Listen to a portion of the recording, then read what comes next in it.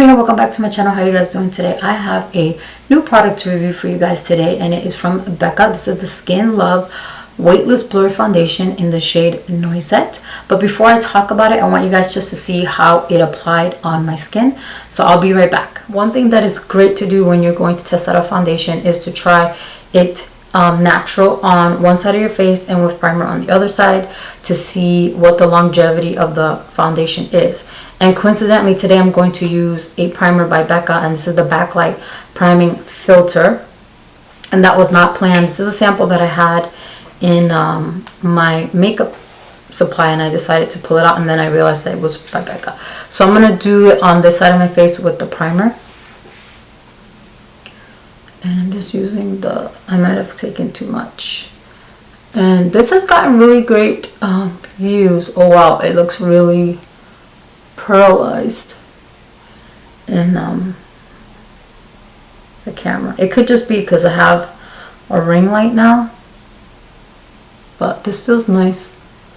And what I like about it is this primer so far is that it doesn't look like it has a white cast. We'll see when I take pictures. Now that I've primed my right side of my face, I'm just going to go in with the Sonia Kashuk sponge. It's really big. It feels really soft. I like it. So I'm just going to go and apply the foundation on. And what I like to do is I like to just make little dots. And I'm hoping this is going to match me because this is the color that they told me would match me online. So let's try this and see.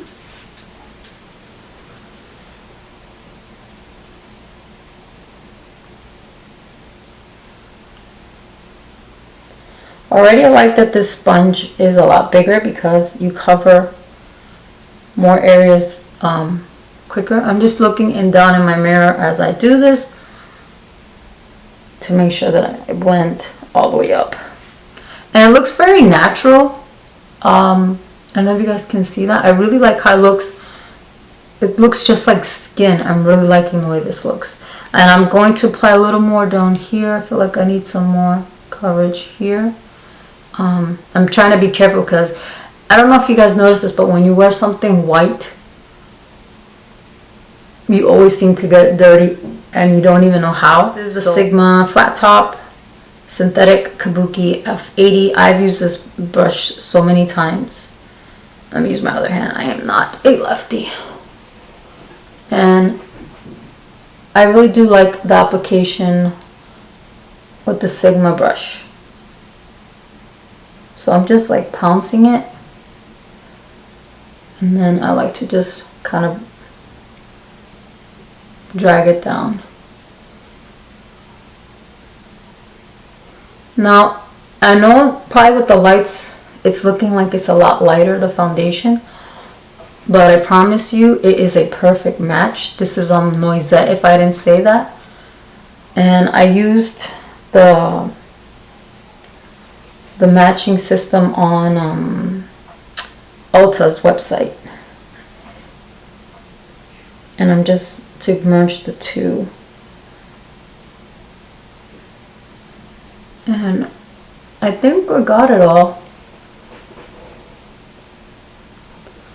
After using the brush, I feel that this gives me a more full coverage look, but it's more flat. It's not matte, but it's not radiant either. So if you want a more full coverage, then definitely use a brush.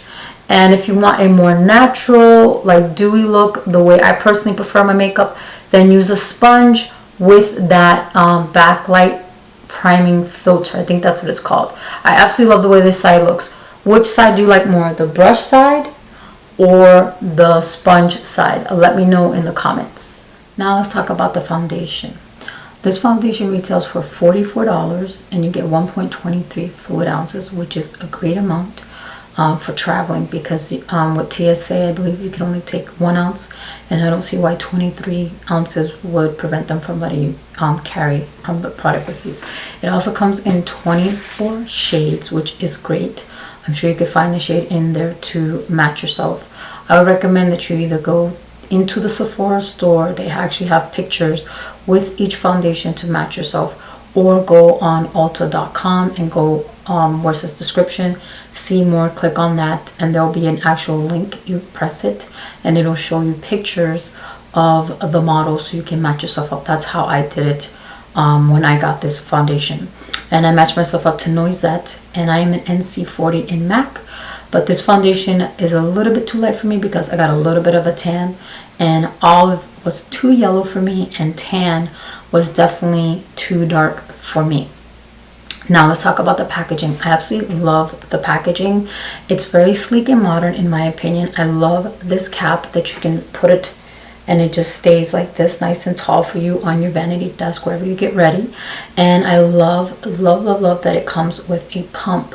The only thing I wish is that I wish the pump had a locking mechanism so that if you lost your cap, then you can not worry about this seeping out and spilling.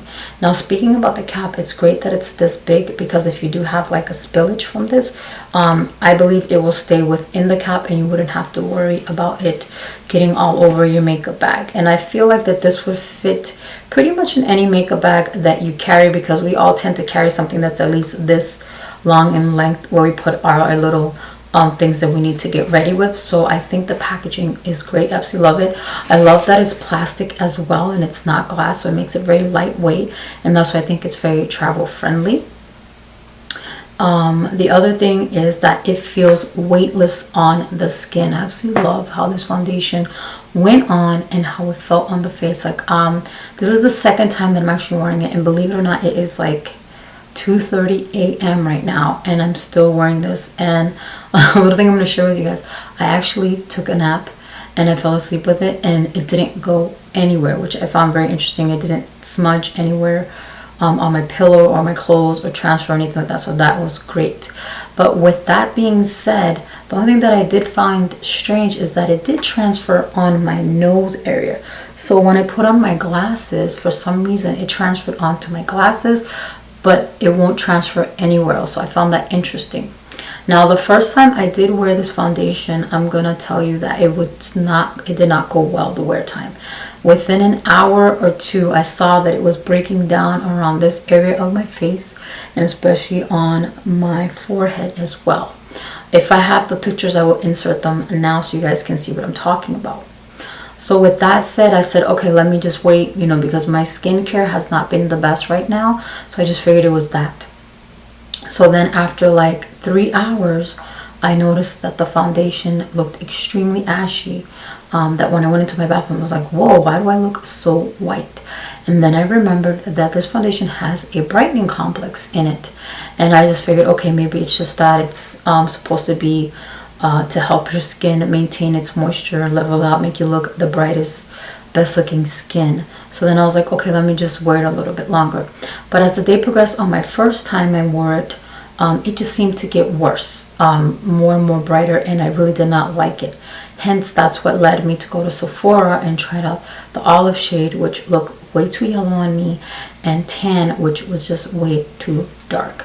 So be cautious on that. When you wear it the first time, you might notice that you might look ashy, or maybe it's just I had that experience because I have really dry skin. The other thing that I want to point out is that this foundation works really great with powder.